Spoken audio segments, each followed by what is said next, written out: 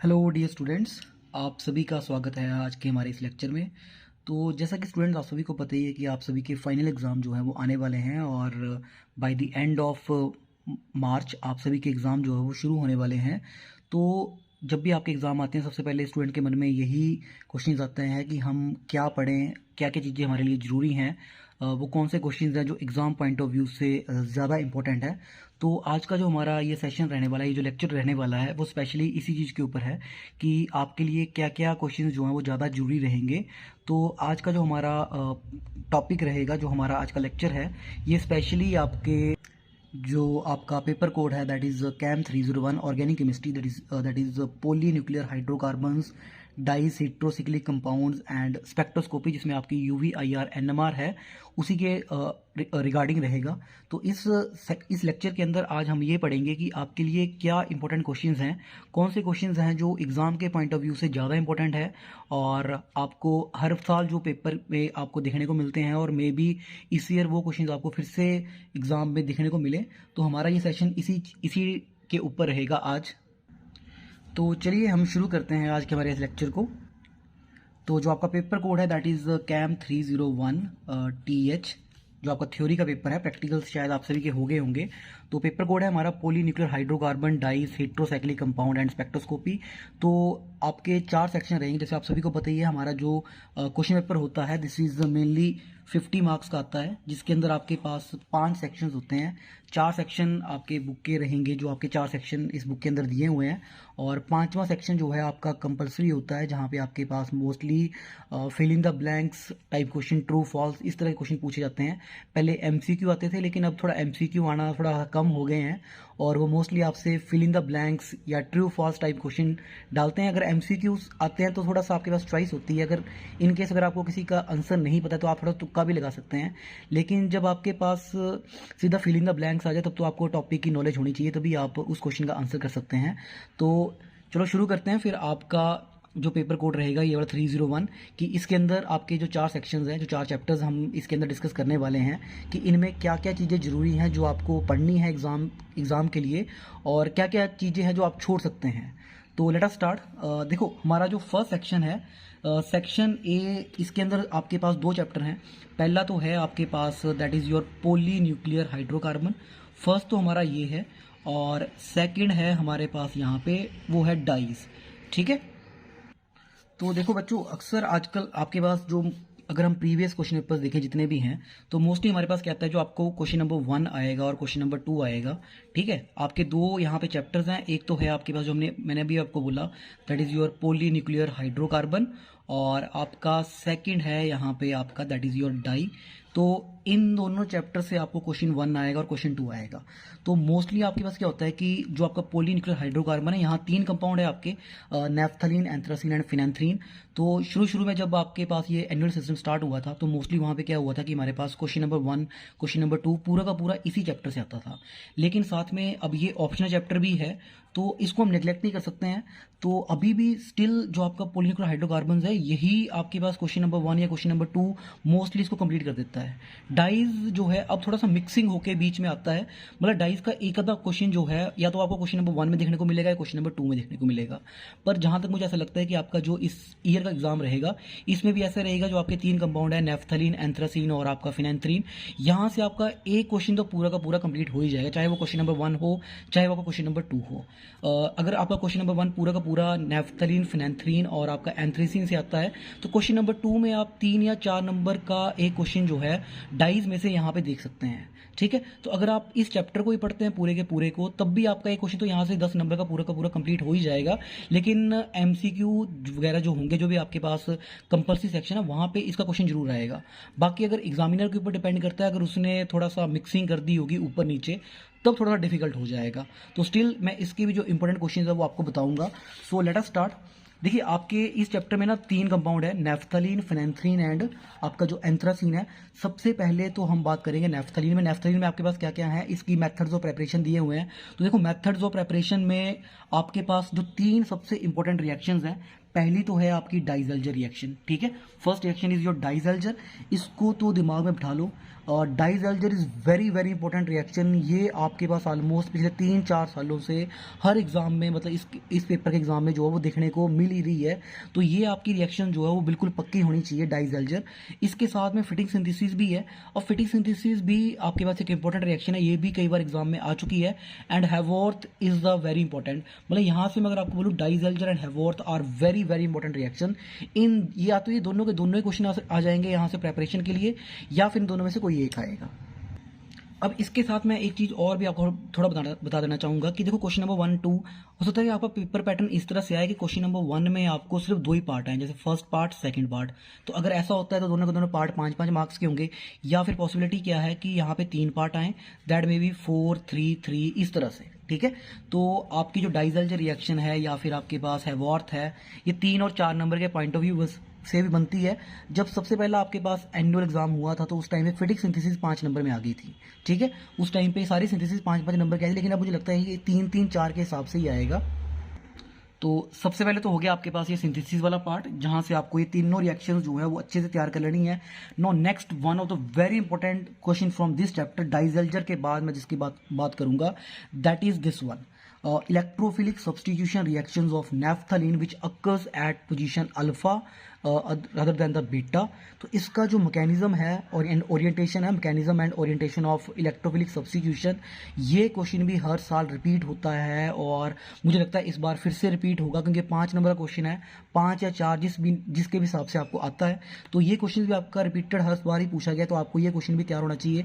उसके बाद देखो यहाँ से आपके पास क्या होता है कि रिएक्शंस हैं, इलेक्ट्रोफिलिक सब्स्टिट्यूशन रिएक्शंस के एग्जांपल्स होते हैं।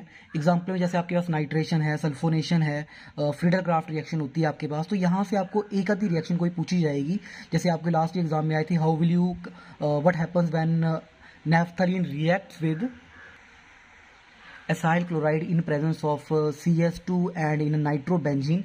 तो देखो इस तरह का क्वेश्चन है जो आपसे एग्जाम में पूछा था, तो मतलब एक आधी रिएक्शन है जो यहाँ से आपको आएगी। तो देखो इनमें तो मैं सिंपली आपको ये बोलूँगा, जितनी भी रिएक्शन होती है, nitration, sulphonation, Friedel craft reaction, आपको डायरेक्टली इनके प्रोडक्ट पता होना चाहिए। जैसे देखो आपकी नाइट्रेशन रिएक्शन है, तो आपको पता होना चाहिए कि जब भी नाइट्रेशन रिएक्शन हो तो हमने NO2 ग्रुप लगाना है बस सीधा, ठीक है। नैफ्थलीन में NO2 लगाना है, कहाँ पे लगाना है, अल्फा पोजीशन पे लगेगा। सल्फोनेशन है, 2 ओरिएंटेशन है, एक लो टेम्परेचर पे है, एक हाई टेम्परेचर पे है। प्रोडक्ट क्या बनेंगे, एक में अल्फा बनता है, एक में बीटा बनता है। तो बस आपको ये पता होना चाहिए कि जब टेम्परेचर हमारे पास कम रहेगा तो उस केस में हमारे पास अल्फा बन जाएगा, और जब टेम्परेचर हमारा हाई होता है इन दैट केस हमारे पास जो है बीटा बनता है। तो और अल्फा और बीटा के आपस में जो अल्फा प्रोडक्ट है आपका वो बीटा में इंटरकन्वर्ट भी हो जाता है। तो उसकी जो इसके जो रीज़न है ये भी आपको थोड़ा सा पता होना चाहिए। आफ्टर दैट हमारे पास फ्रीडल क्राफ्ट रिएक्शन है। देखो असाइलेशन है, असाइलेशन लास्ट एग्जाम में पूछी गई थी, CS2 एंड इन नाइट्रोबेंजीन। तो आपको प्रोडक्ट बताने थे इस रिएक्शंस के। तो बड़ी सिंपल सी रिएक्शन थी कि जब CS2 और आपके पास हमारे पास अगर CS2 हो या नाइट्रोबेंजीन हो तो हमारे पास क्या बनेगा। अगर आपके पास CS2 वाला केस हो तो हमारे पास जो है अल्फा ज़्यादा बनता है 75%, और जब आपके पास नाइट्रोबेंजीन वाला केस हो तो हमारे पास बीटा जो है अप्रोक्सीमेटली 90% के आसपास बन के आता है। तो ये सिंपल सी रिएक्शन थी। आफ्टर दैट एक और रिएक्शन है very important, that is your alkylation, ठीक है। तो अल्काइलेशन के 3 केसेज हैं, मिथाइल आयोडाइड के साथ, इथाइल आयोडाइड के साथ एंड आइसोप्रोपाइल आयोडाइड के साथ। और इस रिएक्शन की एक लिमिटेशन भी है, तो थोड़ा सा इस रिएक्शन के बारे में आपको आइडिया होना चाहिए। तो these are very simple reaction. देखो मैं इनको ऐसा नहीं बोलूँगा कि आपको इनको छोड़ देना है। देखो ये बड़ी सिंपल सी कॉमन चीज़ें हैं जो आपको पता ही होनी चाहिए। तो अभी तक नैफ्थलीन में से हमारे पास सबसे इंपॉर्टेंट क्या हुआ, एक तो इनकी नेमिक सिंथेसिस, डाइसल्जर, हैवॉर्थ। सेकंड हमारे पास अल्फा पे रिएक्शन क्यों होती है, बीटा पे क्यों नहीं होती है। आपको इस केस में आपको जो है दोनों के रेजोनेटिव स्ट्रक्चर बनाने हैं, अल्फा के भी बीटा के भी। और यहाँ से आपको एक आधा मार्क्स का क्वेश्चन बन सकता है एग्जाम में, या फिर अगर अप्लाइड पेपर डाला हो तो यहाँ से रिएक्शन जो है आपको ज़्यादा देखने को भी मिल सकती हैं। देखो नेक्स्ट फिर से हमारे पास वही आ गया जो मैंने अभी जो आपकी सल्फोनेशन रिएक्शन की बात की थी कि टेम्परेचर का इफेक्ट कैसे रहता है हमारे पास सल्फोनेशन रिएक्शन का। मतलब आपको रीज़न बताने हैं, इसकी ओरिएंटेशन बतानी है कि क्यों आपके पास लो टेम्परेचर जो है उसके ऊपर अल्फा जो है वो ज़्यादा बन के आता है और हाई टेम्परेचर पर जो हमारा प्रोडक्ट जो है वो बीटा रहता है। इसके अलावा देखो कुछ एक रिएक्शन है जैसे रिडक्शन है एंड ऑक्सीडेशन है। These are also some kind of important reaction जो आपसे एग्जाम में जो है पूछी जा सकती हैं। क्योंकि अगर देखो आपके पास क्वेश्चन इस तरह से आता है, हाउ विल यू कन्वर्ट, मतलब 4 3 3 के बजाय आपको एक एक नंबर के क्वेश्चन डल गए हैं, तो वहाँ पे हो सकता है आपसे रिएक्शंस ही पूछ ली जाएँ यहाँ से। तो इसलिए ये जो चीज़ें हैं ये आपने छोड़नी नहीं है कि रिडक्शन 3 तरह की होगी यहाँ पे, प्लैटिनम के साथ होगी, एक सोडियम मिथेनॉल के साथ है और एक आइसोएमाइल अल्कोहल के साथ है। सिमिलरली सीधी ऑक्सीडेशन है, ऑक्सीडेशन भी KMnO4 वाली जो है ज़्यादा इंपॉर्टेंट है, सिमिलरली क्रोमियम ऑक्साइड वाली भी ज़्यादा इंपॉर्टेंट है, एंड ओजोन के साथ भी है इसकी एक रिएक्शन। तो ये जो है थोड़े से इंपॉर्टेंट क्वेश्चन है यहाँ से। उसके बाद देखो हमारे पास नेक्स्ट इज योर एंथ्रासीन। तो देखो एंथ्रासीन में हमारे पास क्या है, सबसे पहले तो इसकी मेथड्स ऑफ प्रेपरेशन में आपने सबसे पहले क्या करना है, डाइजल्जर, जैसे मैंने आपको बताया डाइजल्जर रिएक्शन जो है वो एवरी टाइम एग्जाम में पूछी जा रही है। तो अगर तो क्वेश्चन इस तरह से है कि right a short note on following जिसमें डाइजल्जर रिएक्शन है, तब तो आपको जो भी रिएक्शन आती है डाइजल्जर के बारे में, चाहे वो नेफ्थलीन वाली है, चाहे एंथ्रासीन की प्रेपरेशन ही है, या फिर आपके पास एंथ्रासीन की रिएक्शन वाला पार्ट है, मतलब आप वहाँ पे कोई भी लिख सकते हैं। लेकिन अगर इस तरह से आती है कि how will you prepare anthracene by using Diels Alder, तब तो फिर आपको अकॉर्डिंगली प्रेपरेशन वाली रिएक्शन ही देनी पड़ेगी। उसके बाद देखो एक सिंपल सी रिएक्शन एक और है, एल्ब्स रिएक्शन एंड बेंजीन के साथ थैलिक एनहाइड्राइड की। ये भी थोड़ी सी कॉमन रिएक्शंस हैं, थोड़ी सी अगर इनको भी आप साथ में पढ़ लेना। बाकी हमारे पास देखो यहाँ से नेक्स्ट जो वेरी इंपॉर्टेंट, ये भी हर साल पूछा गया हुआ क्वेश्चन है, that is your why electrophilic substitution and addition reaction in case of anthracene occurs at position 9 and 10। ये भी 5 नंबर में 4 नंबर में हर साल ही आपको एग्जाम में देखने को मिलता है। तो एक डाइजल्जर हो गई, एक अल्फा बीटा वाला क्वेश्चन नेफ्थलीन से, और एक यहाँ से आपके पास ये वाला 9 10 का क्वेश्चन। तो ये 3 क्वेश्चन जो है ये रिपीटली आपके पास जो है वो बार बार रिपीट होते रहते हैं, तो इनको आपने ध्यान से तैयार कर लेना है। बाकी तो जो मैंने आपको नॉर्मली बताया कि हमारे पास सिंपल जो रिएक्शंस होती हैं, नाइट्रेशन जहाँ हमने NO2 ग्रुप लगाना होता है, ठीक है, ये आपको डायरेक्टली पता होना चाहिए। सल्फोनेशन में SO3H लगता है, सल्फोनिक ग्रुप हमारे पास। और उसके बाद हमारे पास फ्रीडल क्राफ्ट रिएक्शन होती है, ये भी यहाँ 2 केसेस हैं, ठीक है, नाइट्रोबेंजीन वाला केस है और हमारे पास डाइक्लोरोइथेन वाला केस है। तो आपको ये पता होना चाहिए कि हमारे पास जब ये दोनों केसेस होंगे तो उस टाइम पे प्रोडक्ट क्या बनेंगे हमारे। तो ये बड़ी सिंपल सी रिएक्शन है। देखो यहाँ बड़ा ज़्यादा लॉजिक लगता नहीं है कि जब बड़ा ग्रुप होगा हमारे पास रिएक्शन, तो जो है वो 9 10 पे नहीं होगी, वो जाके पोजीशन नंबर जो है वो जो फर्स्ट कार्बन होता है एंथ्रासीन में वहाँ पे जाती है, और जो हम जिसको मतलब सिंपली अल्फा पोजीशन अगर मैं बोलूँ अल्फा वाला। और अगर मैं बात करूँ Friedel craft reaction with dichloroethane, तो छोटा ग्रुप है, वहाँ पे हमारे पास वो इलेक्ट्रोफाइल इजीली ऐड हो जाएगा बीच में 9 10 के ऊपर जाके, तो ये पोजीशन नंबर 9 के ऊपर अटैक होता है यहाँ पे, ठीक है। और इस रिएक्शन में फ्रीडल क्राफ्ट एसाइलेशन में लगाना क्या होता है, हमारा ग्रुप क्या लगता है, COCH3 असाइल ग्रुप, ठीक है। तो इसी की पोजीशन है कि पोजीशन नंबर 1 पे लगाना है जाके या 9 के ऊपर लगाना, मतलब जो स्ट्रक्चर है ना आपके पास एंथ्रासीन वाला, एंथ्रासीन जो है हमारे पास जो 3 रिंग्स होती हैं, ठीक है। तो ये बड़ा सिंपल सी केस है, आपने बस ये लगाना है कि यहाँ पे लगाना है, एक में यहाँ पे लगता है, ठीक है। इधर कब लगता है, जब आपके पास जो है हमारे पास मोस्टली ग्रुप कैसा हो, बल्कि वाला नाइट्रोबेंजीन टाइप अगर ये डला हो। और यहाँ पे कब लगेगी 9 वाली, जब ये हमारे पास सॉल्वेंट कैसा हो, सिंपल वाला सॉल्वेंट हो। नेक्स्ट आपके पास ये जो मैंने आपको रिएक्शन बताई एडिशन रिएक्शन देता है हमारे पास ये, इसमें डाइजल्जर रिएक्शन, ठीक है। तो डाइजल्जर रिएक्शन अब आपकी 3 हो गई है, नेफ्थलीन के प्रेपरेशन में भी हमने यूज़ कर ली, एंथ्रासीन के प्रेपरेशन में भी यूज़ कर दी, और एडिशन रिएक्शन में भी। पेपर में अगर आपको simple write a short note on Diels Alder है, तो आप इन तीनों में से आपको जो भी बिल्कुल अच्छे से आती है वो करना। कई बार क्या होता है कि आप प्रेपरेशन वाले केसेस में चले जाते हैं और आपकी बीच में कुछ गलती हो जाए तो मार्क्स कटने का चांसेस बढ़ जाते हैं। उसके बाद एक एडिशन ऑक्सीजन के साथ भी है, फिर आपकी रिडक्शन है हाइड्रोजन निकल के साथ और आइसोमाइल अल्कोहल के साथ। तो ये सिंपल से कुछ एक रिएक्शंस हैं हमारे पास एंथ्रासीन वाले, जिनके बारे में आपको पता होना चाहिए। उसके बाद देखो फिनेंथ्रीन है, फिनेंथ्रीन में लास्ट ईयर मेरे ख्याल से कोर सिंथेसिस जो थी वो आपके एग्जाम में आई थी। इसके अलावा हैवॉर्थ सिंथेसिस भी है। अगर देखो पेपर में क्वेश्चन आता है ना कि आपको फिनेंथ्रीन प्रिपेयर करो हैवॉर्थ से, तब तो आप ये करोगे। अदरवाइज अगर आपका सिंपल क्वेश्चन है कि right a short note on the following और उसमें हैवॉर्थ है, तब तो आप सिंपल सी जो नेफ्थलीन के प्रेपरेशन में यूज होती है आप वो भी लिख सकते हैं। उसके बाद देखो यहाँ पे इलेक्ट्रोफिलिक सब्स्टिट्यूशन रिएक्शंस के एग्जांपल जैसे हेलोजिनेशन है, सल्फोनेशन है, नाइट्रेशन है, फ्रीडल क्राफ्ट रिएक्शन है। थोड़ी सी फिनेंथ्रीन के डिफरेंट पोजीशंस के ऊपर है, तो ये थोड़ी सा तैयार कर लेना। बाकी इसकी ऑक्सीडेशन है KMnO4 के साथ, क्रोमियम ट्राइऑक्साइड के साथ। इसके अलावा देखो इस चैप्टर से कुछ एक क्वेश्चन है जो मुझे लगता है इंपॉर्टेंट है और आपसे एग्जाम में पूछे जा सकते हैं। पहला तो आपसे वही पूछा जाता है कि एंथ्रासीन जो है वो डाइजल्जर रिएक्शन देता है बट नेफ्थलीन नहीं देता है। लास्ट ईयर भी आया था कि बेंजीन एंड नेफ्थलीन जो है डू नॉट गिव डाइजल्जर रिएक्शन, तो एक ये इंपॉर्टेंट क्वेश्चन हो गया। उसके अलावा फ्रीडल क्राफ्ट एल्काइलेशन जो होती है नेफ्थलीन की, वो एल्काइल नेफ्थलीन बनाने के लिए यूज नहीं की जाती है। तो आपने अगर एल्काइल नेफ्थलीन बनाना है तो किस तरह से प्रिपेयर किया जाएगा, मतलब ये लिमिटेशन वाला जो आपको बताया था कि जो फ्रीडल क्राफ्ट एल्काइलेशन है उसमें कुछ लिमिटेशंस है नेफ्थलीन वाले केस में, तो ये वो वाला क्वेश्चन हो गया हमारे पास। बाकी देखो इसमें भी ये क्वेश्चन है कि फिनांथ्रीन जो है ना, इसकी भी एडिशन इलेक्ट्रोफिलिक रिएक्शन जो है वो आपकी पोजीशन नंबर 9-10 पे होती हैं। तो आपका ये वाला क्वेश्चन भी आपको वैसे तैयार कर लेना चाहिए कि 9-10 रिएक्शन पे फिनांथ्रीन के केस में भी होती हैं। तो हो सकता है आपसे एंथ्रेसीन की बजाय इस बार फिनांथ्रीन का पूछ लिया जाए। तो वैसे मतलब जहाँ तक मुझे लगता है कि आपके पास अगर आप इन टॉपिक्स को मतलब इन 3 को अगर अच्छे से तैयार कर लो तो आपका पूरा का पूरा सेक्शन ए जो है 10 नंबर का कंप्लीट हो ही जाएगा। पर अगर इन केस फिर भी अगर आपके पास मिक्सिंग होती है तो आपके पास जो चैप्टर है वो है डाइज। तो देखो डाइज की अगर मैं चैप्टर की बात करूँ ना, तो डाइज में तो सबसे पहले एक तो आपके पास की डाइज होती क्या है, इसकी क्लासिफिकेशन क्या है, थोड़ा सा इसके बारे में आपको पता होना चाहिए। मतलब यहाँ से भी हो सकता है कि आपको क्या क्वेश्चन जो है वो 3 या 4 नंबर का सीधा यही डाल दें। बाकी देखो अगर आप जब डाइज अगर चैप्टर पढ़ रहे हो तो उसमें स्टार्टिंग में जैसे विट्स थ्योरी है क्लासिकल कंसेप्ट, तो उसमें कुछ एक टर्म्स है लाइक जैसे ऑक्सोक्रोम, क्रोमोफोर, इलेक्ट्रॉनिक ट्रांजिशंस वगैरह जो है, तो वो तो आपके जो यूवी स्पेक्ट्रोस्कोपी है उसके अंदर भी आती हैं। तो क्लासिफिकेशन जो है वो मेनली आपके पास जो इसके 3 टाइप हैं, पहले तो आपके पास बेस्ड अपॉन ओरिजिन है, उसके बाद आपके पास based on their chemical constitution, and finally the important one that is based on the method of application. ठीक है, तो इसमें तो सिंपल नेचुरल सिंथेटिक वाला केस होता है आपके पास, और यहाँ पे आपके पास डिफरेंट तरह की डाइज होती है लाइक एसिड, बेसिक डाइज, इस तरह से डायरेक्ट डाइज। तो ये वो वाली क्लासिफिकेशन आ गई। या फिर आपके पास यहाँ से सिंथेसिस का भी एक पार्ट डाल सकते हैं। तो सिंथेसिस में तो कुछ एक डाइज हैं इस चैप्टर में लगता है ज़्यादा इंपॉर्टेंट है। पहली तो आपकी एजो डाई में से मिथाइल ऑरेंज, थैलिन डाई में से आपकी फिनोल्फिथलीन और फ्लोरेसिन डाई, और एक आपकी एलिजारिन है, इंडिगो है, and we have from triphenyl methane dyes में से आपकी मेलाचाइड ग्रीन। तो यहाँ पे आपके पास ये 5-6 डाइज हैं जो मुझे लगता है इस चैप्टर से ज़्यादा इंपॉर्टेंट है। पर मुझे लगता है फिलहाल तो आपके पास ऐसे ही रहेगा, सेक्शन ए से आपका नैफ्थलीन, एंथ्रेसिन, फिनांथ्रीन से पूरा का पूरा क्वेश्चन कंप्लीट हो ही जाएगा।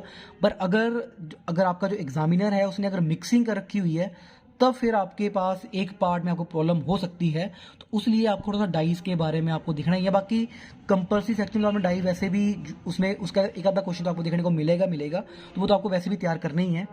तो देखिए नेक्स्ट हमारा जो सेक्शन है that is section B which is heterocyclic compound. यहाँ से भी 2 क्वेश्चन आने हैं आपके पास, और इस चैप्टर में आपके पास टोटल मिला के 7 कंपाउंड्स हैं।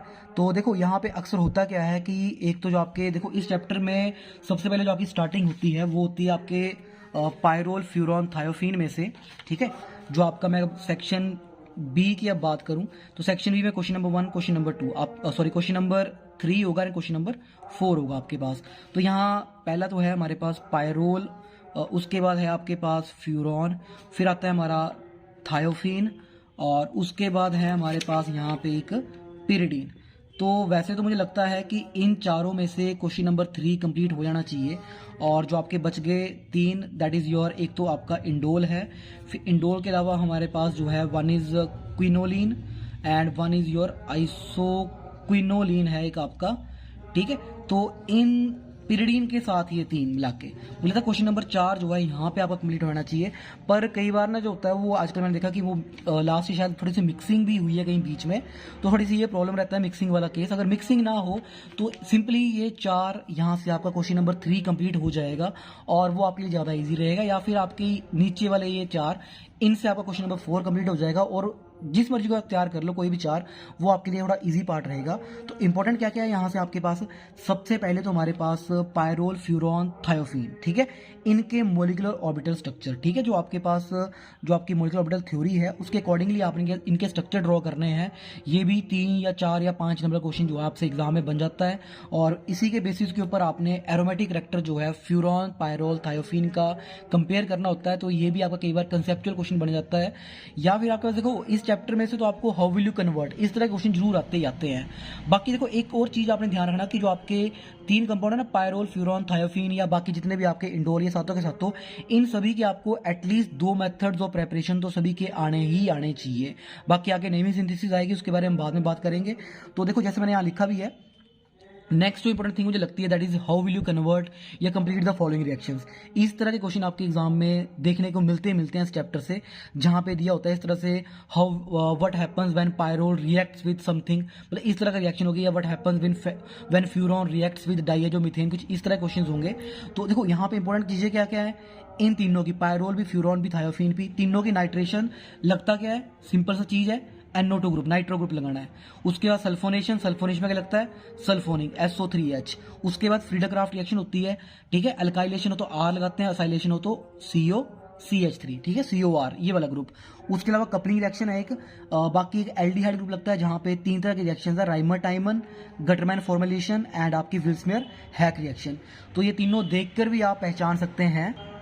अगर आपके पास सिंपल क्लोरोफॉर्म डाला हो, CHCl3 एंड पोटेशियम हाइड्रोक्साइड डाला हो आपके पास, तो रिएक्शन होती है वो राइमोटाइमन होती है। गटरमैन में आपके पास हाइड्रोजन साइनाइड होता है HCl की प्रेजेंस में। और जो विल्समेयर हैक रिएक्शन है इसमें तो आपके पास POCl3 डलता है और DMF होता है आपके पास। तो तीनों रिएक्शन में बनता क्या आपके पास, बनता तीनों के अंदर जो है वो एल्डिहाइड ग्रुप ही है आपके पास।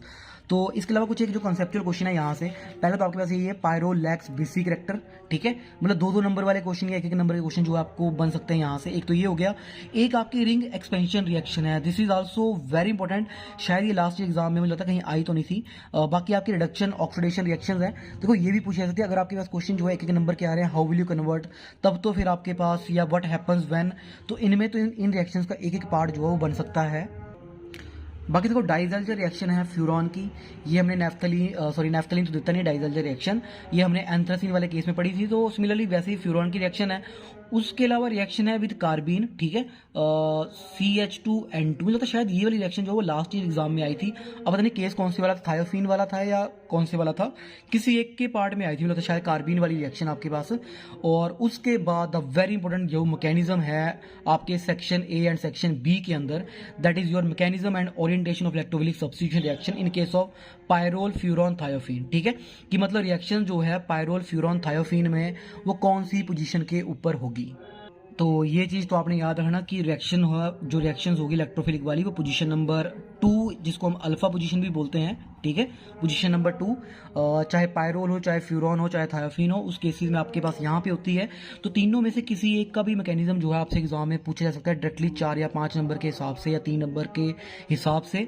तो तीनों के स्टेप्स जो ऑलमोस्ट सिमिलर ही हैं, एक जैसे ही हैं, स्ट्रक्चर भी एक जैसे ही बनते हैं, बस फर्क क्या होता है, आपने क्या ध्यान रखना है, जो उनका सेकंड स्टेप होता है जहाँ पे इलेक्ट्रोफाइल अटैक करता है आपके पास रिंग के ऊपर, तो वहाँ पे पायरोल बनाना है आपने, फ्यूरॉन पूछा होगा तो फ्यूरॉन बनाना है, थायोफीन पूछा होगा तो थायोफीन बनाना है। बाकी स्टेप 1 स्टेप 3 तो ऑलमोस्ट सिमिलर जैसे ही होते हैं। स्टेप नंबर 2 में सिर्फ स्ट्रक्चर्स डिफरेंट बनेंगे इन सभी के, बाकी तो सेम एज इट इज वही चीज है आपके पास। उसके बाद देखो आपके पास मिला था क्वेश्चन नंबर जो 3 होगा, पूरा का पूरा भी कंप्लीट नहीं हुआ, एक आधा पार्ट यहाँ से पिरिडीन का भी डलेगा।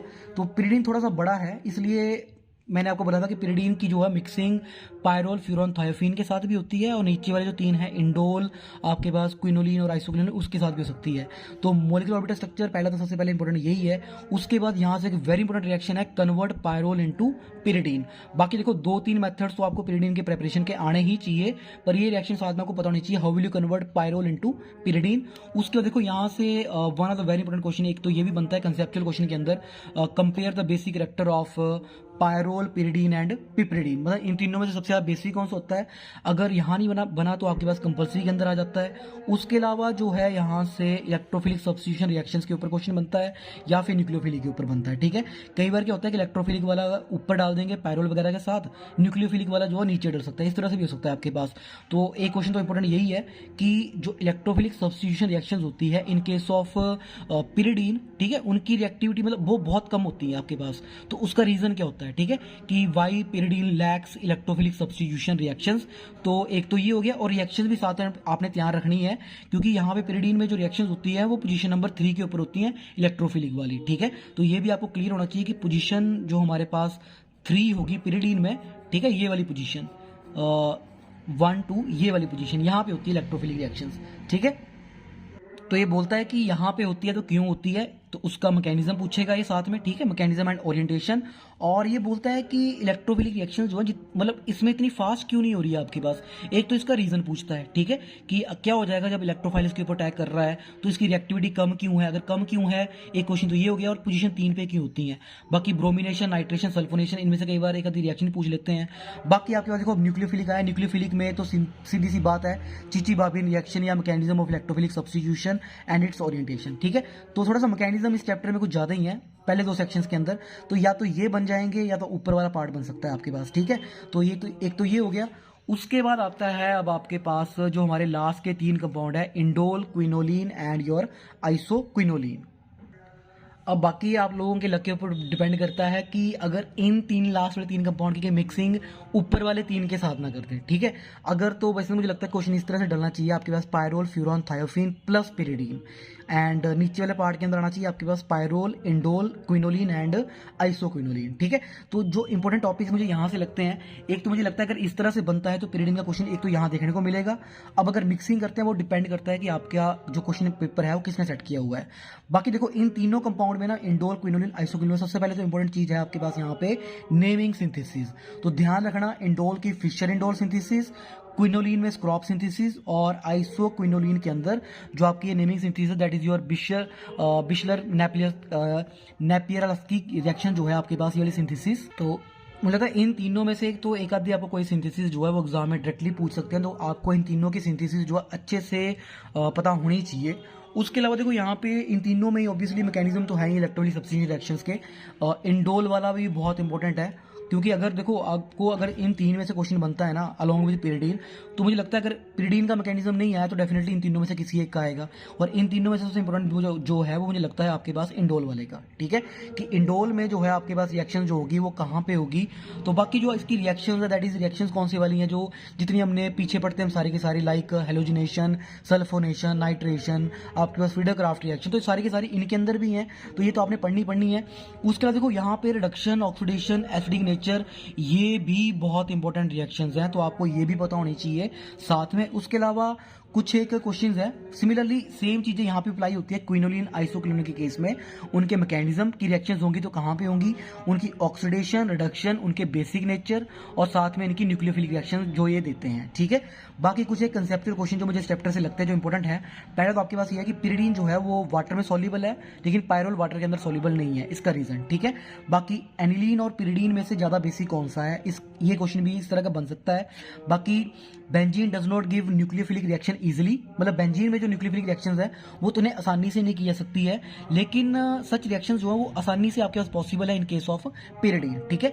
या अगर मैं सिंपली बोलूं क्वेश्चन आपका इस तरह से बन के आएगा कि nucleophilic reactions are easily possible in case of pyridine, but in case of benzene it is not easily possible, explain why, ठीक है। तो दो नंबर के क्वेश्चन आपके ये बन सकते हैं। उसके अलावा क्विनोलिन और आइसोक्विनोलिन में से सबसे ज्यादा बेसिक कौन सा कंपाउंड है, तो ये क्वेश्चन ये भी है।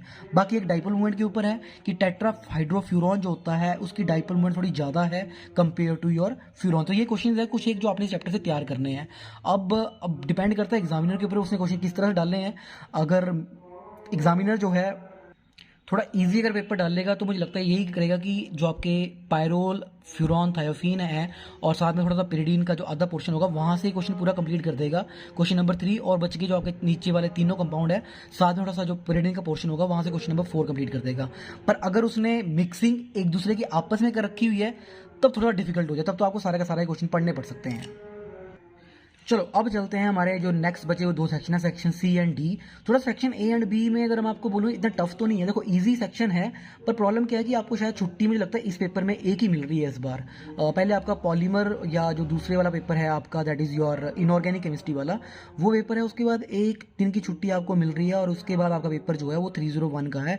तो थोड़ा सा इसके जो फर्स्ट 2 सेक्शन थोड़े प्रॉब्लमेटिक है, जिसके देखो जिसको रेजोनेंस वगैरह अच्छे से बनाने आते हैं उनको तो प्रॉब्लम नहीं होगी, पर जिसके थोड़े से रेजोनेंस बनाना जिसको थोड़ी प्रॉब्लम है, जिसको पता ही नहीं है कि बॉन्ड की रोटेशंस किस तरह से करनी है, चार्ज किस तरह से घूमेगा, तो उसके लिए थोड़े से फर्स्ट 2 सेक्शन थोड़े डिफिकल्ट होंगे।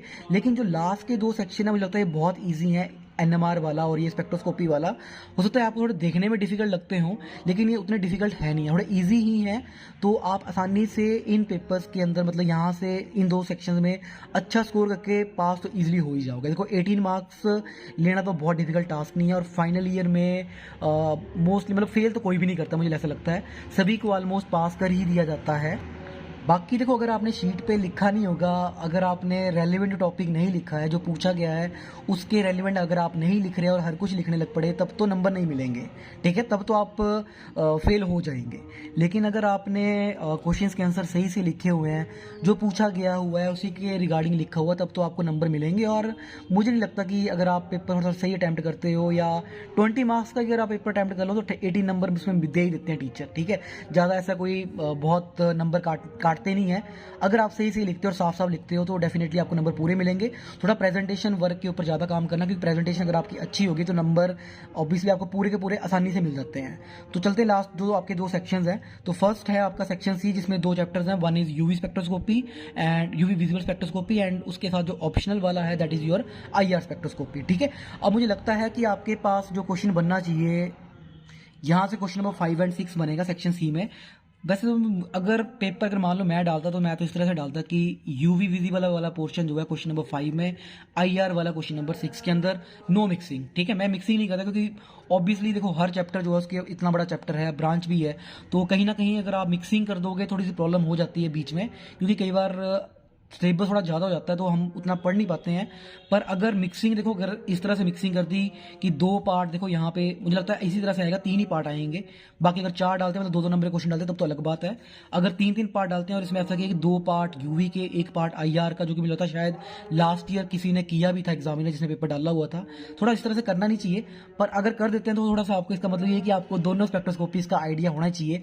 बाकी देखो मैं ऐसा नहीं बोलता कि आपको डेप्थ में पता हो, पर बेसिक चीज़ें आपको पता होनी चाहिए। अगर इनकेस मिक्सिंग होती है तो आप वो पार्ट जो है वो अटेम्प्ट कर सको, मतलब आपको बेसिक चीज़ों की नॉलेज होनी ही चाहिए। तो देखो यहाँ से इंपॉर्टेंट क्या क्या है आपके पास यूवी विजुअल स्पेक्ट्रोस्कोपी से। सबसे पहले तो प्रिंसिपल, ठीक है, चाहे आपकी IR स्पेक्ट्रोस्कोपी हो चाहे आपकी यूवी विजिबल हो, इनका प्रिंसिपल तो आप सभी को पता ही होना चाहिए। सिमिलरली सेक्शन डी में भी यही होगा, NMR स्पेक्ट्रोस्कोपी।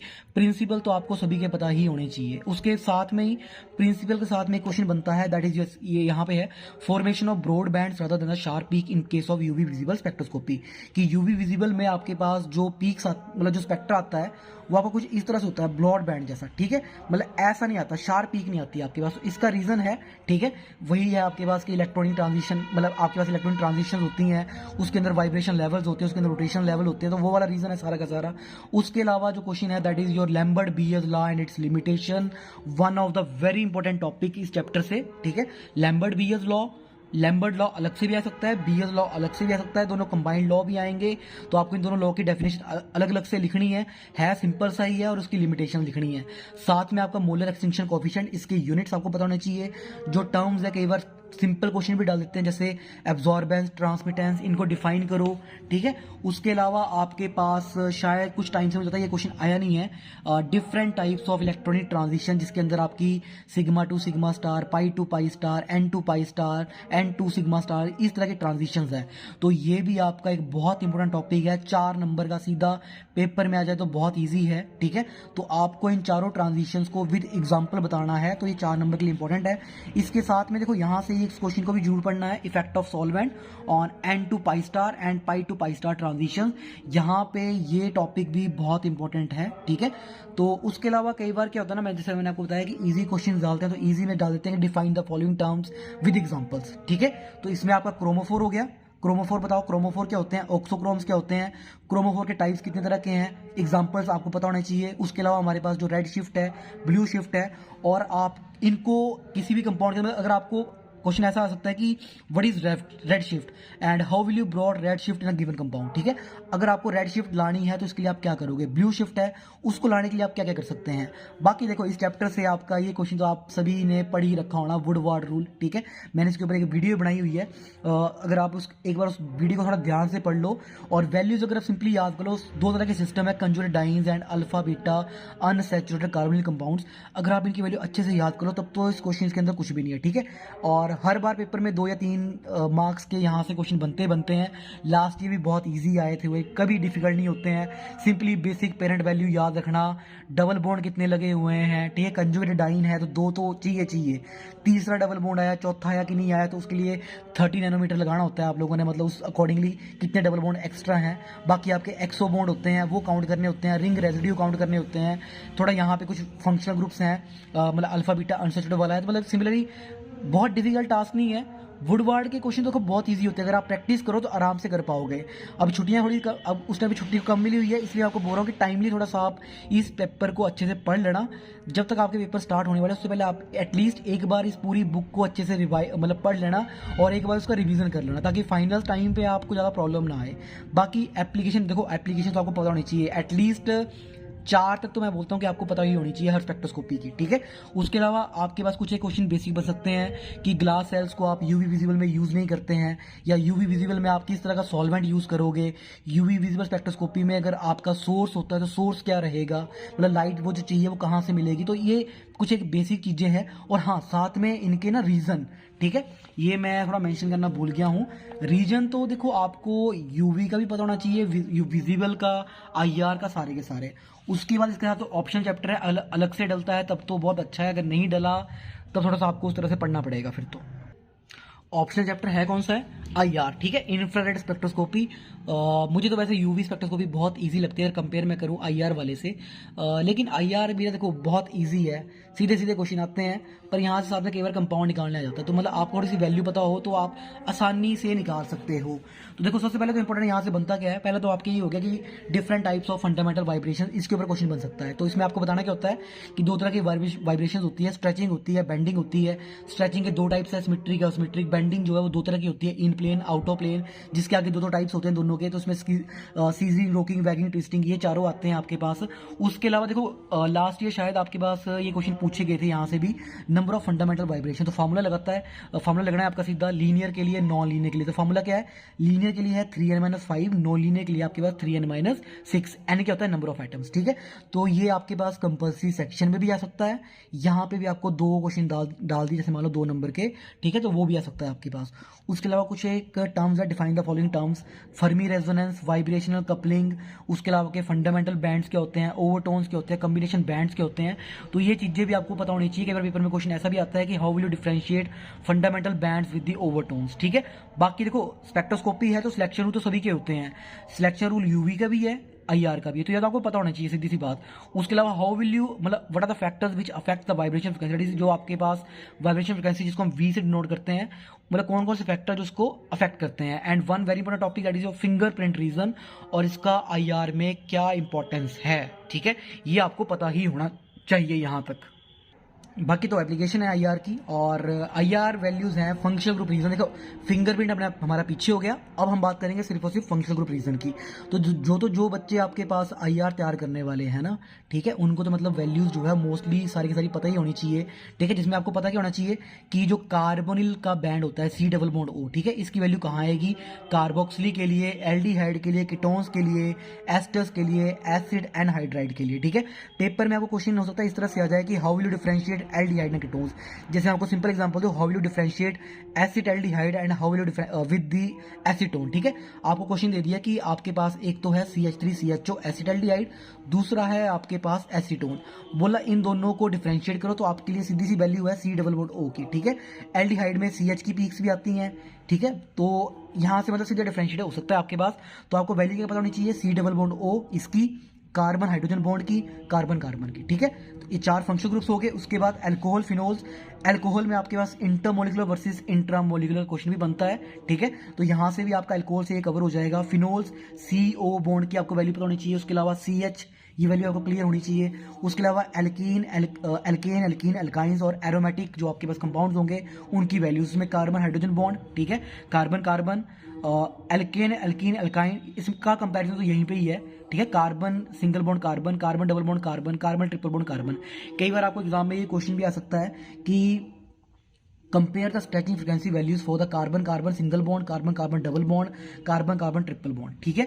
और उसके अलावा आपके पास ये वाली कार्बन हाइड्रोजन की वैल्यू, जहां पे मान लो अगर आपके पास डबल बॉन्ड लगा हुआ आगे, तो एल्कीन, एरोमेटिक, इनकी वैल्यू, ठीक है। उसके अलावा देखो तो आपके पास जो है वो न्यूमेरिकल आ सकते हैं आईआर के, जिसमें सिस वर्सेस ट्रांस हो सकता है। पीछे मैंने आपको बताया कि एल्डिहाइड वर्सेस कीटोन हो सकता है। फिनोल वर्सेस साइक्लोहेक्सिनोल, मतलब आपके पास ये चीज पूछी जा सकती है इस तरह से, फिनोल इसको कंपेयर करो साइक्लोहेक्सिनोल के साथ, ठीक है। तो आप किस तरह से डिफरेंशिएट करोगे, तो आपको ये क्वेश्चन पता होना चाहिए। उसके अलावा अगर मान लो आपकी बेंजीन जो है मोनो सब्स्टिट्यूटेड हो, जैसे मान लो मैंने लिखा दिया यहाँ पे, सपोज कोई एक ग्रुप है एक में 2 ग्रुप लगे हुए हैं, मान लो one side we have A, one side we have B, तो इनको डिफरेंशिएट कैसे करोगे। उसके अलावा ऑर्थो, मेटा एंड पैरा, तो ये कुछ चीजें जो आपको पता होनी चाहिए, मतलब जब आप डिफरेंशिएट करोगे, अगर आपने आईआर तैयार करना है। उसके अलावा ये देखो एक MCQ का भी क्वेश्चन है, हाउ मैनी CO2 मतलब इसके जो IR एक्टिव वाइब्रेशन मोड्स होंगे वो कितने होंगे, ठीक है। अगर मैं सिंपली बोलूँ CO2, ठीक है, अगर आप इसके वाइब्रेशन डिग्री ऑफ फ्रीडम निकालो तो शायद ये 3n-5 लगेगा। लीनियर है, 3 एटम है, तो 3 × 3-5 अगर हम निकालें तो ये 4 आते हैं। तो 4 में जो आपका सिमेट्रिक स्ट्रेच होता है ना, ठीक है, जो आपका सिमेट्रिक स्ट्रेच है वो CO2 का IR में क्या होता है आपके पास, दिस इज IR इनएक्टिव, ठीक है, दिस इज IR में ये इनएक्टिव होता है। तो आउट ऑफ 4 हमारे पास IR एक्टिव कितने हुए, IR एक्टिव आर 3। तो ये देख लेना आपके पास हो सकता है ये क्वेश्चन जो है वो आपके पास कंपल्सरी में ना बन के आ जाए, या 2 नंबर में पूछ भी सकते हैं कि CO2 के कितने IR जो वाइब्रेशनल मोड्स हैं वो IR में एक्टिव होते हैं। तो एक्टिव 3 है, टोटल 4 निकलते हैं, इसमें से एक IR में इनएक्टिव है, और इनएक्टिव कौन से वाला है, वो होता है सिमेट्रिक स्ट्रेचिंग। उसके अलावा जो मैंने आपको पहले क्वेश्चन बताया, carbon carbon single bond, double bond, triple bond, इसकी वैल्यू कंपेयर करो। और उसके अलावा कौन कौन से मॉलिक्यूल IR में एक्टिव होंगे, ये आपसे क्वेश्चन पूछे जा सकते हैं। मतलब जैसे अगर MCQ ही आ गया या ट्रू फॉल्स आ गया, कि जैसे मान लो आपको पूछा कि H2 इज IR एक्टिव और नॉट, ठीक है, ट्रू या फॉल्स, या फिर नाइट्रोजन आ गया या ऑक्सीजन आ गया, दे आर IR एक्टिव और नॉट। तो ये चीज़ भी आपको क्लियर होनी चाहिए कि होमो IR में एक्टिव होगा या नहीं होगा, या हेटेरो एक्टिव होता है, ठीक है। तो सिंपल सी है, मतलब ये डाइपोल मोमेंट चेंज होनी चाहिए, मतलब पोलर है नॉन पोलर है उसी के ऊपर डिपेंड करता है, ठीक है। अगर मॉलिक्यूल पोलर है तो IR में एक्टिव है, अगर नॉन पोलर है तो IR में इनएक्टिव होता है, ठीक है। तो इसके अलावा कुछ एक क्वेश्चन जो इंपॉर्टेंट और भी हैं, glass quartz are not use in IR spectroscopy, ठीक है, मतलब हम सैंपल जो है ग्लास या क्वार्ट्स के वेसल में नहीं लेंगे, तो ऐसा क्यों होता है। तो ये है हमारे पास सेक्शन C, जहाँ से हमारे पास UV वर्सेस IR है। तो आई होप कि UV अलग से ही आए, IR अलग से ही आए। मतलब मैं चाहता हूँ कि आपके पहले जो तीनों सेक्शंस हैं उनमें मिक्सिंग ना ही हो, क्योंकि मिक्सिंग हो जाए तो थोड़ा सा दिमाग खराब हो जाता है, ठीक है। अगर आपने सिलेक्टिव पढ़ा हुआ है, मतलब अगर आप एक एक चैप्टर पढ़ के जा रहे हैं, ऑप्शनल नहीं पढ़े हुए हैं, तब थोड़ी सी प्रॉब्लम हो जाती है, ठीक है।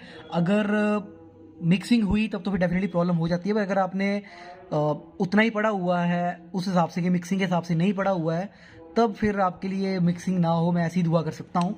Now let's move to our last section, that is your section D, that is your NMR, और मेरा पर्सनल बहुत फेवरेट है NMR।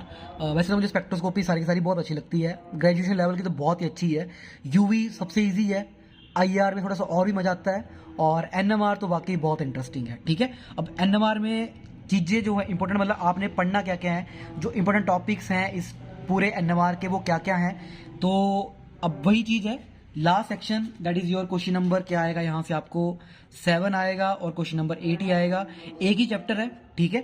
तो अब मैं वही क्वेश्चन आ गया कि 1-2 आएगा या 1-2-3 आएगा, ठीक है। अगर 1-2 आया तो समझ लो 5-5 नंबर के, और 1-2-3 आया तो 4-3-3 या 4-4 बड़े बड़े करिए तो 2, ऐसा भी हो सकता है, ठीक है। तो मुझे जो इंपॉर्टेंट चीज़ें लगती हैं, पहला मैंने आपको बोला कि प्रिंसिपल, ठीक है, principle of NMR। No next is very important is your shielding and deshielding in NMR, the very important question, ठीक है, जो बार बार पूछा जाता है आपसे एग्जाम में। Next is chemical shift and its types, मतलब केमिकल शिफ्ट जो है वो क्या होती है, उसको मेजर करने की स्केल क्या होती है, डेल्टा एंड टॉ स्केल्स, और उनके यूनिट्स क्या होते हैं, ठीक है, मतलब किसके अंदर उनको हम मेजर करेंगे, तो ये चीज़ भी आपको पता होना चाहिए। उसके अलावा 3 नंबर का क्वेश्चन और भी है, what is tetra methyl silane TMS, इसका रोल क्या होता है सॉल्वेंट, मतलब why it is used as a reference, sorry it is used as a, ठीक है, पेपर में जो आपको क्वेश्चन आएगा, what is TMS and why it is used as a reference in NMR, ठीक है, it's role as reference in the NMR। तो आपका एक इंपॉर्टेंट क्वेश्चन तो ये हो गया, केमिकल शिफ्ट TMS दोनों ही बहुत इंपॉर्टेंट है, शील्डिंग डी शील्डिंग भी इंपॉर्टेंट है। उसके अलावा देखो, मतलब ये पहले 4 क्वेश्चंस, ये तो चारों इंपॉर्टेंट हो गए, ठीक है, एग्जाम में आने के लिए। अब मैंने यहाँ पे लिखा हुआ है होमोटॉपिक वर्सेस एनिसोटॉपिक वर्सेस डायस्टीरियोटॉपिक प्रोटॉन्स, मतलब आपको पेपर में मुझे लगता है ऐसे आएगा तो नहीं आपको ये वाला क्वेश्चन, पर आपको नॉलेज होनी चाहिए ना कि होमोटॉपिक प्रोटॉन होते क्या है, एनिसोटॉपिक क्या होते हैं, डायस्टीरियोटॉपिक क्या होते हैं। क्योंकि अगर पेपर में क्वेश्चन आपका नेक्स्ट क्या बनता है, number of signal in NMR, कहीं अगर आपको अप्लाई डाल दिया और उसमें बोला कि सिग्नल निकाल लो NMR में, आपको 3 एग्जाम्पल दे दिए 3 नंबर के, तब तो फिर आपको अच्छे से पता होना चाहिए कि NMR में सिग्नल निकालते कैसे हैं। बाकी एक लार्मर फ्रिक्वेंसी है, पूछते तो नहीं, फिर भी डेफिनेशन आपको पता होनी चाहिए, ठीक है। बाकी एक क्वेश्चन एक इंपॉर्टेंट ये भी है कि origin of signal in NMR, मैंने एक बार एग्जाम में शायद ये क्वेश्चन भी देखा हुआ है कहीं ना कहीं पे आपके पास, कि how signal will arrive in case of NMR spectroscopy. तो ओरिजिन ऑफ सिग्नल के बारे में आपको नॉलेज होनी चाहिए NMR में। Next is what are the factors which affect chemical shift, ठीक है, तो ये भी इंपॉर्टेंट है। उसके अलावा ये जो क्वेश्चन है स्पिन स्पिन स्प्लिटिंग, ये आपके पास जैसे मैंने आपको बोला ना कि नैफ्थलीन के केस में अल्फा बीटा वाला क्वेश्चन है, एंथ्रासीन में 9-10 है, डाइजेल्जर रिएक्शन है। सिमिलरली ये स्पिन स्पिन कपलिंग वाला जो क्वेश्चन है ना, ये भी हर साल ही मैंने देखा हुआ है एग्जाम में आते हुए। तो this is again very important question. I hope कहीं ना कहीं ये फिर से आ जाए आप लोगों के लिए, क्योंकि जो क्वेश्चन बार बार रिपीट होते हैं, अगर फिर से रिपीट हो जाए तब तो आपके लिए अच्छा रहेगा, क्योंकि आपने उन सभी टॉपिक्स की तैयारी की होगी। उसके अलावा 2 नंबर का question what is coupling constant, and last में फाइनली इस चैप्टर के एक क्वेश्चन तो देखो यहाँ से आपको आना ही है, ऊपर भी आएगा नीचे भी आएगा, मुझे ऐसा लगता है। दैट इज क्वेश्चन नंबर 7 में भी देखने को मिल सकता है, 7 क्या 8 में भी देखने को मिल सकता है क्या है एनएमआर कंपाउंड बता, मतलब आपने एनएमआर सिग्नल बताने हैं और उनकी एक्सप्लेनेशन देनी है। तो आपके यहाँ पे टोटल मिला के हो गए 3 3 6 और 3 9 कंपाउंड है, 9 में से कोई एक आएगा, ठीक है। आपको बताना क्या है कि सिग्नल कितने हैं, उसके बाद वो सिग्नल डबलेट जा रहा है, सिंगलेट जा रहा है, ट्रिपलेट जा रहा है, मल्टीप्लेट जा रहा है, क्या जा रहा है वो आपके पास, ठीक है। या फिर वर्सेस ये 7 कितने 7 हैं शायद, ये 4 this is 4 6 9 versus unknown compound होगा, और आपको बोला जाएगा कि उसका स्ट्रक्चर बनाओ, ठीक है। मतलब आपको वैल्यूज दी होंगी, वहां से आप स्ट्रक्चर्स बनाओ, तो आपको ये भी आ सकता है। मुझे लगता है अगर आपको ये आ जाए तो ज्यादा इजी है, ठीक है। मतलब आपने सिर्फ सिंगलर बताने हैं उनके, डबलेट जाएगा, ट्रिपलेट जाएगा, क्वार्टेट जाएगा, मल्टीप्लेट जाएगा, ये बताना है, और वो उसमें कन्वर्ट क्यों हुआ आपने ये बताना है, ठीक है। तो ये कंपाउंड है, इनमें से आपके लिए इथाइल ब्रोमाइड इंपॉर्टेंट है आपके पास, 1,1,2 ट्राइब्रोमोइथेन ये भी इंपॉर्टेंट ही है, 1,1 डाइक्लोरोसिस। मतलब देखो ये तीनों तो बड़े सिंपल से हैं, ये जो मैंने लिखे हुए हैं पहले 5 एक साइड करके ना, ये तो बहुत इजी वाले हैं, ये तो आप बड़े आराम से कर लोगे। इथेनॉल वेरी इंपॉर्टेंट, ठीक है, थोड़ा डिफरेंट होता है इसलिए इसको मैंने इंपॉर्टेंट बोला। बाकी एल्डिहाइड वाला है, एसिटोफिनोन वाला है, थोड़ा इसमें केमिकल शिफ्ट की वैल्यू चेंज कर जाती है, तो इसलिए मतलब फंक्शन ग्रुप्स हैं यहाँ पे, इसलिए ज़्यादा इंपॉर्टेंट मैंने अलग से लिखे हुए हैं। तो मुझे लगता है कि इनमें से कोई एक या इनमें से कोई एक, ठीक है। तो फिलहाल तो कंपाउंड जितने भी है ना, आप सारे के सारे अच्छे से तैयार कर लेना। बाकी ये है सारा का सारा आपके पास सेक्शन डी। तो अब आपका बचता है लास्ट में, that is your question number आया अब आपका compulsory question number 9, that is your section number ई, ठीक है। तो देखो कंपल्सरी में आपको पता है ना 10 नंबर का आएगा सीधा ही, तो 10 नंबर में या तो फिल इन द ब्लैंक्स होंगे, ठीक है, फिल इन द ब्लैंक्स आ गया, तो ट्रू फॉल्स आ गया, एमसीक्यू आ जाए, मैं तो बोलता बहुत बढ़िया है, ठीक है। एमसीक्यू में ना 4 ऑप्शन होते हैं, आपको किसी को थोड़ा बहुत पता हो ना तो तुक्का तो लग सकता है, अगर ना भी पता हो ना तो अपनी मर्जी का तुक्का तो लगा के आओगे ना किसी के ऊपर। और ध्यान रखना अगर एमसीक्यू कई बार बच्चे छोड़ते हैं, खाली खाली कभी नहीं छोड़ना, ठीक है। नहीं आता तो तुक्का मार के जाओ, क्या पता गलत की जगह सही हो जाए आपके पास। फिल इन द ब्लैंक्स अगर आते हैं ना 10 के 10, तब तो बच्चों प्रॉब्लम है थोड़ी सी। प्रॉब्लम क्या है कि you must be answerable to that question, आपको आंसर पता होना चाहिए, अगर आंसर का पता नहीं है तब तो प्रॉब्लम रहेगी, ठीक है। तो this is all about this 301। मैं नेक्स्ट वीडियो के अंदर जो आपकी बाकी बुक्स हैं, पॉलीमर केमिस्ट्री एंड जो हमारा एक और भी है इनऑर्गेनिक केमिस्ट्री में, उसका जो इंपॉर्टेंट टॉपिक्स हैं थोड़ा उसको कवर करने की कोशिश करूंगा। पर देखो पॉलीन्यूक्लियर हाइड्रोकार्बन्स थोड़ा सा मैं ऐसा नहीं बोलूँगा कि बहुत ईजी बुक है, डिफिकल्ट भी नहीं है, देखो डिफिकल्ट तो है नहीं है ना कोई भी। पहले 2 सेक्शंस अगर मैं बोलूँ जो आपके सिंपल, जो आपके ये जो हमारे केमिकल रिएक्शंस वाले हैं, पॉलीन्यूक्लियर हाइड्रोकार्बन्स वाला, और दूसरा आपका हेट्रोसाइक्लिक कंपाउंड वाला, इसमें ना कुछ मैकेनिज्म है, और मैकेनिज्म भी ना बड़े थोक में है, ठीक है। नैफ्थलीन का भी है, एंथ्रासीन का भी है, फिनेंथ्रीन का है, ऊपर से फिर पायरोल में है, फ्यूरॉन में, थायोफीन में, पिरिडीन में, इंडोल में, क्विनोलिन में, आइसोक्विनोलिन, मतलब सभी में दिए हुए हैं। तो पिरिडीन में तो इलेक्ट्रोफिलिक का भी है, न्यूक्लियोफिलिक का भी है, तो वहाँ थोड़ा सा मैकेनिज्म वगैरह पढ़ने थोड़ा डिफिकल्ट हो जाते हैं। इसलिए बच्चों आप सभी ने कोशिश करना कि जितना अच्छे से हो सकता है आप सभी मैकेनिज्म की प्रैक्टिस करो। छुट्टी एक ही है, इसलिए जितना आपको टाइम मिलता है अभी जितनी बार प्रैक्टिस कर सकते हैं करो, खुद को टेस्ट डालो, बार बार उन क्वेश्चंस को तैयार करो। पर ऐसा नहीं कि वही पढ़ते रहना, मतलब पेपर में देखो पास तो आप हो ही जाओगे, मुझे लगता है कि आप पास नहीं हो पाओगे, पास तो आप सभी हो ही जाएंगे, पर आपका पर्पस ये भी, मोटिव ये भी होना चाहिए कि हम स्कोर भी अच्छा करें, ठीक है।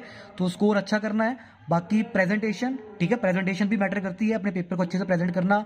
Use sketch pen, blue sketch pen use करो, बॉल आपका ब्लैक स्केच पेन है उसको यूज करो, ब्लैक पेन यूज करो आप, ठीक है।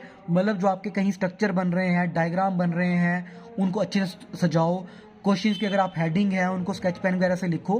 पेपर प्रेजेंटेशन में भी ना कई बार जो है वो थोड़े नंबर खुल के मिल जाते हैं, ठीक है।